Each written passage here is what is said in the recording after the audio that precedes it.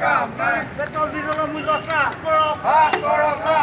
Petrol diesel অত্যাৱশ্যকীয় সামগ্ৰী মূল্য বৃদ্ধি বন্ধ কৰক। অসম চৰকাৰ হুঁচিয়াৰ, কেন্দ্ৰীয় চৰকাৰ হুঁচিয়াৰ। টেঙাখাটত প্ৰধানমন্ত্ৰী মুখ্যমন্ত্ৰীৰ প্ৰতিকৃতি দাহ। সদৌ অসম ছাত্ৰ সন্থাৰ আহ্বান মৰ্মে আজি টেঙাখাট আঞ্চলিক ছাত্ৰ সন্থাই পেট্ৰল ডিজেলকে ধৰি অত্যাৱশ্যকীয় সামগ্ৰীৰ মূল্য বৃদ্ধিৰ প্ৰতিবাদত দেশৰ প্ৰধানমন্ত্ৰী আৰু অসমৰ মুখ্যমন্ত্ৰীৰ প্ৰতিকৃতি দাহ কৰে।